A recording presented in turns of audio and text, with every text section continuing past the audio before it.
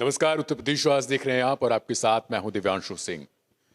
पीलीभीत के बारे में शायद आपने सभी ने सुना होगा, क्योंकि हालिया में पीलीभीत की पुलिस और उत्तराखंड की पुलिस के बीच कुछ तस्वीरें ऐसी आई थी जिसके बाद से चर्चा का माहौल गर्म था, जिसको लेकर तमाम सियासत भी जो है वो तेज हो गई थी।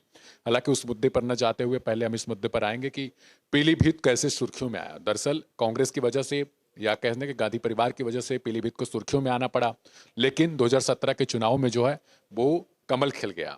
उसके बाद से लगातार जो है वो सीटें फिलहाल बीजेपी के कब्जे में आ रही हैं। कुल मिलाकर 4 सीटें हैं जिले में।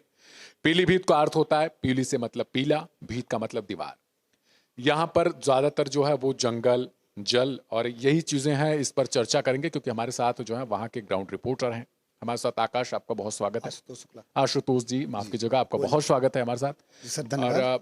और चर्चा करते हुए हम आगे बढ़ाएंगे और बातचीत करेंगे ये कि फिलहाल जो स्थिति है आपके क्षेत्र की जी वो किस तरीके की है और क्या कुछ है योगी सरकार में फिलहाल कुछ काम हुए हैं या फिर जनता का जो मूड है वो दूसरी तरफ अब चेंज होना शुरू हो गया है। देखिए, अगर पीलीभीत के विकास की बात की जाए तो आदित्य योगीनाथ के जो तमाम लगातार वादे हो रहे हैं, इससे पहले जो वो मुख्यमंत्री थे तो उन्होंने एक वादा किया था कि जो कि 15 नवंबर तक उत्तर प्रदेश को गड्ढा मुक्त कर देंगे। हाँ। फिर इस बार जब वो मुख्यमंत्री बने फिर उन्होंने वही वादा किया, लेकिन उस वादे पर वो खरे नहीं उतरे। फिर उन्होंने उस वादे को 30 नवंबर भी कर दिया। अभी तक उत्तर प्रदेश के जिला पीलीभीत की सड़कें 60+ ही गड्ढा मुक्त हुई है, बाकी 40 अभी गड्ढा मुक्त नहीं है। मैं जो भारतीय जनता पार्टी के जो विधायक हैं बाबूराम पासवान, मैं भारत आज के माध्यम से उनसे ये कहना चाहता हूं कि उन्होंने जो वादा है पीलीभीत की जनता के साथ किए थे, 129 विधानसभा की पूर्व की जनता के साथ किए थे, तो उन वादों को कहीं ना कहीं अब उनके निभाने की बारी आ गई। और ऐसी कुछ बातें हैं, 129 विधानसभा पूर्णपुर की ले लो या पीलीभीत के तमाम जो सियासी मुद्दों को ले लो, तो कहीं ना कहीं पीलीभीत के अंदर तमाम मुद्दे हैं।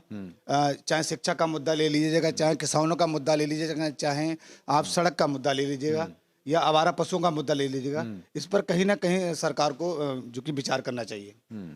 तो साफ तौर पर इनका कहना है कि जो जनता है वो उसकी मांग ये है कि जो विधायकों ने वादा किया था, सत्ता में अब वो आ गए हैं, दोबारा से आ गए बल्कि, लेकिन वो जो मुद्दे जिनको उन्होंने चुनाव के वक्त कहा था कि हम ये कुछ करेंगे, क्योंकि आप सभी को पता है कि चुनाव जब होता है तो उस दौरान बहुत सारी चीजें जो है उसको ब्रह्मलेख बना दी जाती हैं कि जैसे ही हम सत्ता में काबिज होते हैं वापस से इन चीजों पर इंप्लीमेंट करना शुरू कर देंगे, लेकिन जब चुनाव खत्म हो जाते हैं तो वादे शायद वो सारे भूल जाते हैं।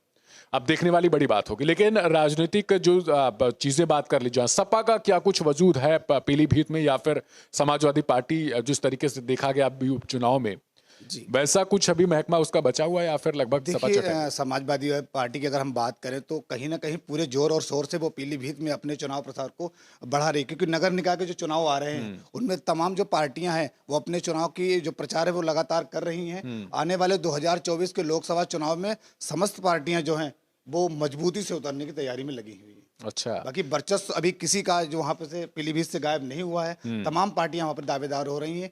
बस इतना हो चुका है कि जो पीलीभीत में जो बीजेपी की जो बहुमत से जीत हुई है उस पर कहीं ना कहीं बीजेपी का जो बसपा का क्या हाल है फिलहाल? बसपा का अगर देखिए बात करें तो बसपा का पीलीभीत में कोई खास चांस नहीं है, वहां पर अच्छी स्थिति वहां पर नहीं है। लेकिन अगर कभी भी कोई भी चुनाव में अगर टक्कर लेता तो सिर्फ बीजेपी के साथ वो समाजवादी पार्टी ही है जो कि बराबर से कंधा मिलाकर चल सकती है। अच्छा, समाजवादी पार्टी के अलावा कोई पार्टी ऐसी नहीं है जो फिलहाल बीजेपी के टक्कर में हो? जी जी।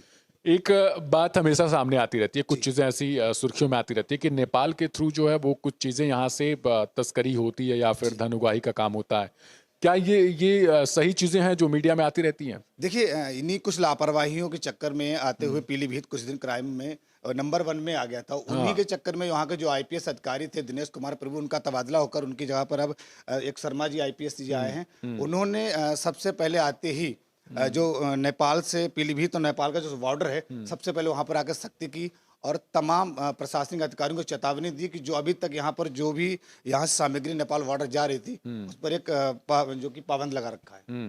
तो वो चीजें धरातल पर हैं फिलहाल या फिर गायब हैं? नहीं, देखिए, धरातल की अगर हम बात करें तो देखो धरातल पे तो उन्होंने जब इसकी सख्ती की है तो कुछ न कुछ तो उन्हें धरातल पे मिला ही होगा। धरातल पर मिला होगा। जी, मिला है। ये एक बीच में खबर आई थी कि पीलीभीत की जो पुलिस थी वो लापरवाही के कारण उत्तराखंड में प्रवेश कर गई, जो उसके नजदीकी क्षेत्र था उत्तराखंड का। जी। और वहां पर जाकर जो माफिया था उसको मारने की बजाय गोली जो है वो किसी और को लग गई। देखिए ये मामला जो है ये काफी पुराना है। वहाँ पर जो निर्दोष जो श्रद्धालु जा रहे थे मंदिर को दर्शन करने के लिए, उन श्रद्धालुओं को जो कार थी, जिस श्रद्धालु जिस कार से जा रहे थे, उनसे अपना जो कि टारगेट पूरा करने के लिए उन श्रद्धालुओं को उतार कर और पीलीभीत की पुलिस ने उनको अपना निशाना बनाया था। अच्छा। उस पर हालांकि तमाम चर्चाएं हो रही हैं लोगों के खिलाफ। कई जो प्रशासनिक अधिकारी वो सस्पेंड हुए, कार्रवाई हुई है, बाकी आगे की चर्चा भी चल रही है प्रशासनिक अधिकारियों द्वारा। जी।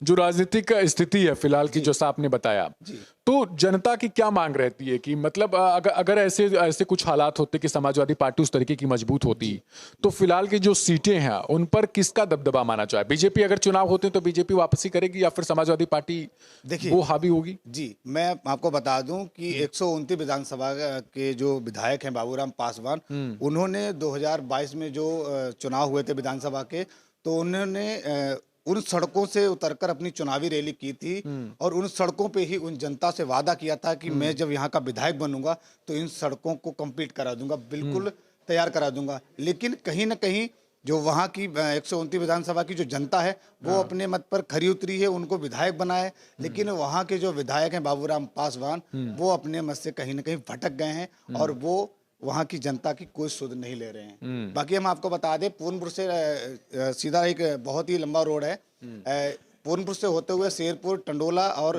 बिल्हेरी गांव से NH 730 पे जाकर मिलता है। उस रोड के कार्य को 3 साल अधूरे पड़े हुए हैं, लेकिन अभी तक कोई भी प्रशासनिक अधिकारी की नजर नहीं पड़ी है।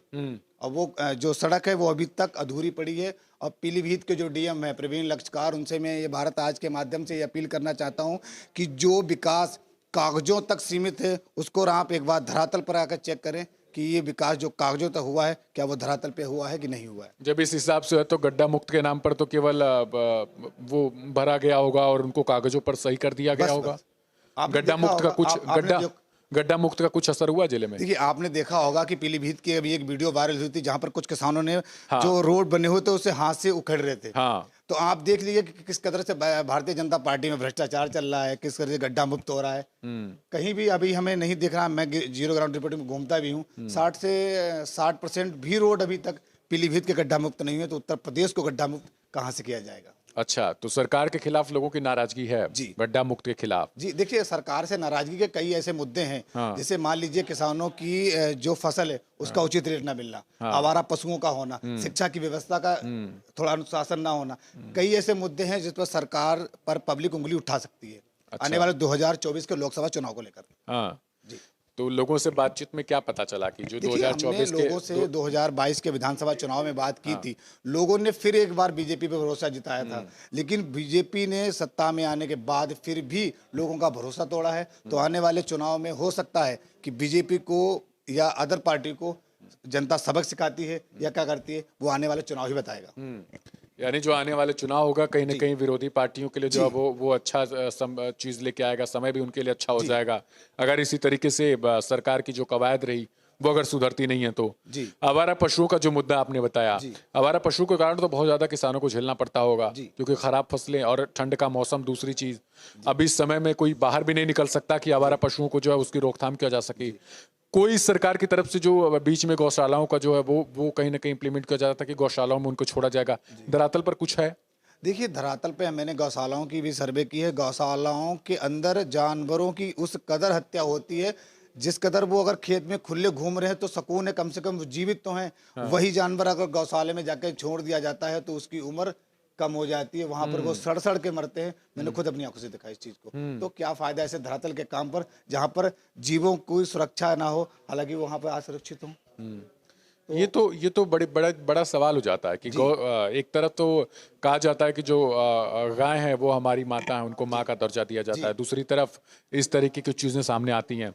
लोगों का रुख क्या रहता है आवारा पशुओं को लेकर और सरकार को लेकर? देखिए, इन दोनों पैटर्न पर अगर बात करें तो क्या लगता है आपको कि सरकार से इस मसले पर कितने खुश किसान हैं और कितने नाराज हैं? देखिए, आवारा पशु पे तो कोई किसान इनके फैसले से खुश नहीं है, क्योंकि आवारा पशु के छोड़ने से किसानों की फसल सिर्फ बर्बाद हुई है। बाकी हालांकि कोई कामयाबी नहीं मिली है आवारा पशुओं को छोड़ने से, सिर्फ फसल की बर्बादी है। लेकिन सरकार को ये सोचना चाहिए कि कोई ऐसा कानून लागू हो जिससे ये आवारा पशु जो घूम रहे हैं वो फिर से सुरक्षित अपने घर, अपनी जगह पे जा सके।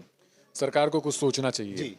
लोग क्या कहते हैं कि योगी आदित्यनाथ की जो सरकार है, या मैं पर्सनल अगर बात करूं योगी आदित्यनाथ की, जी। उनकी चीजों को लेकर लोगों को क्या लगता है? भरोसा कुछ लगता है उन्हें कि आगे कुछ हो सकता है, या फिर उनसे भी नाराज दिखते हैं? नहीं, देखिए, आदित्य योगीनाथ के अगर मुख्यमंत्री की बात करें अगर हम, तो उनसे लोग काफी खुश हैं, लेकिन उनके द्वारा जो चलाए गए नियम है, उनके द्वारा जो किया गया विकास है, वो सिर्फ कागजों तक ही सीमित रहता है, वो धरातल पे नहीं होता। जब वो धरातल पे नहीं होता तो पब्लिक तो आम बात है नाराज होना।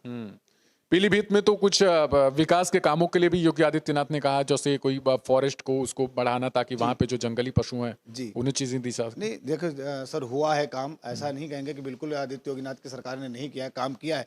लेकिन जितना आपने देखा होगा कि बीजेपी का चाहे कोई भी राजनेता हो, चाहे भी कोई भी कार्यकर्ता हो, जब वो मंच से सभा को संबोधित करता है तो सबसे पहले विकास के मुद्दों को लेकर बातचीत करता है। हाँ। अब विकास के मुद्दों के लेकर अगर हम बातचीत पीलीभीत से करें तो 60% अभी गड्ढा मुक्त पीलीभीत नहीं हुआ है। तमाम आपके सामने हमने समस्याएं रखी, किसानों को लेकर, शिक्षा को लेकर, सड़कों को लेकर, आवारा पशुओं को लेकर। तो जब अभी तक वहां की जनता को इन सभी समस्याओं से निजात नहीं मिली है, तो कैसे वो आने वाले टाइम में बीजेपी सरकार को वोट करेगी? जिस तरीके से आपने सवालों की फहरिस्त बताई, उस हिसाब से तो मुझे नहीं लगता कि भारतीय जनता पार्टी रही हो या फिर कोई सरकार रही हो तो उस पर काम किया हो उसने। अब देखिए, हम आपको बता दें, आज से 3-4 दिन पहले जो पूरनपुर की सरकारी चीनी मिल है वहां पर किसानों ने लगातार 3 दिन धरना प्रदर्शन किया। अभी तक जो किसानों ने जो धान बेचा था उनका भी रेट उनको नहीं मिला है, उनका पैसा सरकार भी तो नहीं दावे मिला। कर रही है कि हमने जो है वो कर नहीं दिया। मिला है अभी। वहां पर मैंने लोगों से बातचीत की, नहीं मिला है अभी तक। उसके बाद भी तमाम ऐसे जो चर्चाओं के विषय हैं जो सरकार के ऊपर पब्लिक उंगली उठाती है, तो अब सरकार को उन सभी मुद्दों के बारे में सोचना चाहिए जिससे कहीं ना कहीं पब्लिक खुश हो, आने वाले चुनाव में उनके चुनाव पर कोई फर्क ना पड़े। जी। चलिए, बने रहेंगे आपके साथ, क्योंकि इसके बाद जो है हम वो किसी आपके अन्य जिले से, हो सकता है वो जिला आपका ही हो, उनके साथ बैठेंगे और उन्हीं के साथ चर्चा करेंगे। तब तक लेते हैं एक छोटा सा ब्रेक। ओके सर, बहुत बहुत धन्यवाद सर।